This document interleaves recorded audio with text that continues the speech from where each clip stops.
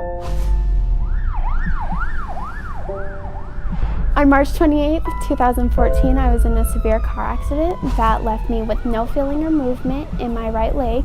We just hit black ice and the car went rolling. I was ejected 20 or more feet from my car before it rolled, so I'm lucky that the car didn't roll on me. At the scene of the accident, I actually tried to get up and walk, and they had to hold me down and make sure I wouldn't move.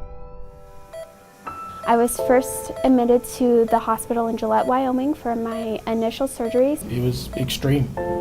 She had lots of damage. She was broken. One of the doctors showed me her x-ray on the computer. She looked like puzzle pieces laying on a table that needed to put back together. The severity of my trauma, our hospital wasn't sure if they'd be able to handle me. They were just looking for the right place, and the place that would accept her, and thankfully it was here.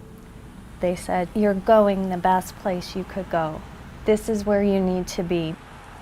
I actually got a notification that we were getting a trauma transfer from a rural Wyoming hospital and that they were coming by air. I looked at the list of injuries and thought, wow. When she arrived here, she had severe injuries and required a very aggressive stabilization and was going to need more surgery here. She had a small bleed within her brain. She had mechanical ventilation supporting, her breathing for her. She had multiple rib fractures. She had a collapsed lung.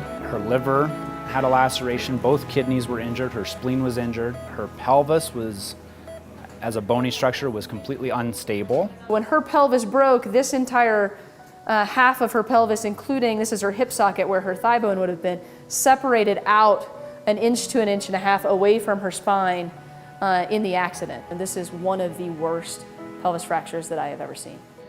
This is an injury pattern that has a high risk of death. The first few hours they were incredibly critical, and it required a breadth of disciplines and support staff to get her where she needed to be. I don't remember really much of waking up. I just remember all of a sudden just seeing tubes and the TV and just my mom and the hospital bed and nurses. I was scared. And so her mom and I are both at bedside, and we're talking to her, and said, "You were in a bad accident, you're in Denver now, but your family's here." My one leg didn't move, my right leg, so that was pretty scary to me. I get sad about my leg not waking up. That's the hardest thing for me. It hasn't woken up yet. They think it will, at least to my knee. Anything beyond that will be a bonus, so. As she went through multiple operations every couple days, she got to the point where we were actually able to remove the breathing tube, and when she was able to talk, a lot of her discussion was, well, how do I get to the next point? What's the next step? When am I going to start walking, and what can I do to help you get to where I can move? And so the entire course, she was like that. Devyn, from the moment she sort of woke up from her sedation and things like that, was determined to do well. She understood that it was a bad injury. She knew she couldn't move her leg, but I don't think I ever went in her room where she didn't have a smile on her face, whether she was hurting, whether she was working hard with physical therapy. I think that the first thing I think of when I hear Devyn's name is her smile. And I think she's gonna do well because of that. When I think of Devyn, the thing that comes to my mind first was when I saw her in clinic in follow-up, and her mother had her phone. And she showed me a video on her phone of when Devyn took her first steps in the rehab unit back home.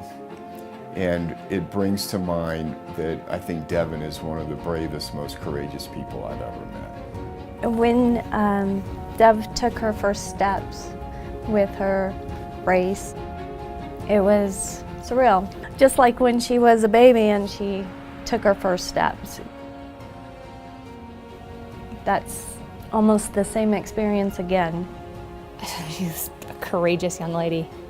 She is, wow. To get through what she's gone through and come out positive, amazing. It's a pretty inspiring story. You always know you love your children and your family, and you know it. But when you're tested like that, oh man, you don't realize how much you appreciate the fact that you have them here to love. So They fought for her, and they worked hard to keep her here.